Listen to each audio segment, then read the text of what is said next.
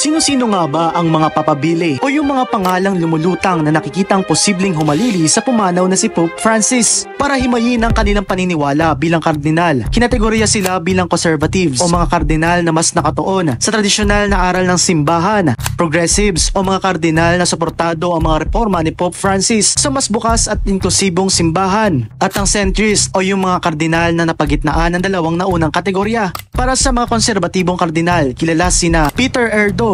Itinuturing siyang malakas na kandidato na eksperto sa batas ng simbahan at bihasa sa maraming wika. Noong 2015 migrant crisis, tinutulan niya ang panawagan ni Pope Francis sa mga simbahan na buksan ito para tumanggap ng mga refugee. Maaari kasi anya na mauwi ito sa human trafficking. Pietro Parolin, siya ang tumatayong Secretary of State ng Vatican mula pa noong 2013. Katumbas ito ng Prime Minister ng simbahan. Kumbaga, siya ang pumapangalawa kay Pope Francis sa Vatican. Bihasa sa diplomasya, naging pangunahing tagapag-ayos ng ugnayan ng Vatican sa China at Vietnam. Maingat at kalmado, hindi mahilig makisawsaw sa culture wars ng simbahan. Kritiko ng legislasyon ng same-sex marriage sa buong mundo. Kilala siyang nakatuon sa ugnayan ng simbahan at gobyerno kaysa sa mga reforma. Napapabilang naman sa hanay ng mga progresibo sina Luis Antonio Tagle. Kilala bilang Asian Francis dahil sa pagiging makatao at progresibo. Dating arsobispo ng Maynila, ngayon ay namumuno sa Dicastery for Evangelization, isang missionary arm ng simbahan. Nagkaroon ng issue ng bullying sa mga empleyado ang pinamunuan niyang kompederasyong Caritas Internationalis noong 2022. Bagaman hindi siya direktang sangkot sa mga reklamo, nakikita itong makakaapekto sa tsansa niya sa pagiging kauna-unahang asyanong Santo Papa. Jean-Marc Avelin, kilala bilang palabiro at malapit sa tao at sa pagkakaroon ng doctorate sa theology at degree sa philosophy. May pagkakapareho sa ideolohiya ni Pope Francis, lalo na sa usaping imigrasyon at pakikipag-ugnayan sa mga Muslim. Kung siya ang mapipili, siya ang magiging unang French Pope mula pa noong 1300s. Mario Grech, kalihim ng Synod of Bishops, isang mahalagang posisyon sa Vatican.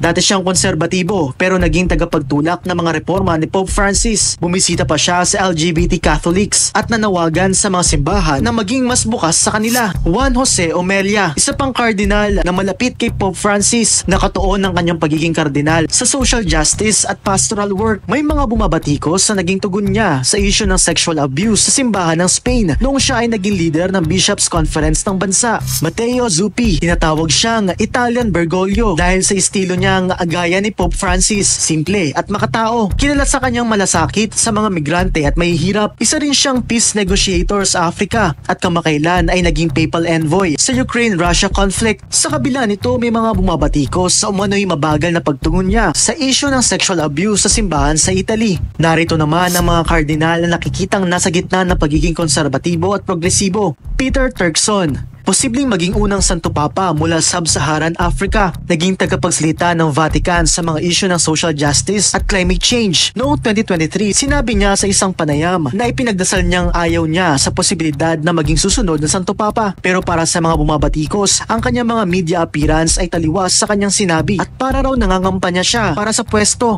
Joseph Tobin, isang malakas na kandidato mula Amerika, bagamat bihira para sa mga kardinal na pumili ng pontiff mula sa Estados Unidos. Kilala siya sa kanyang pagtanggap sa LGBTQ community. Sabi sa isang lumang kasabihang Italiano, "He who enters a conclave as a pope lives it as a cardinal." Ibig sabihin, kadalasang hindi nananalo ang inaakalang panalo sa simula pa lang ng halalan ng bagong Santo Papa. Kaya't ano't ano pa man, naniniwalaan pa rin ang ninanais ng Espiritu Santo ang mananaig sa gaganaping eleksyon sa pamamagitan ng conclave. Habemus Papa.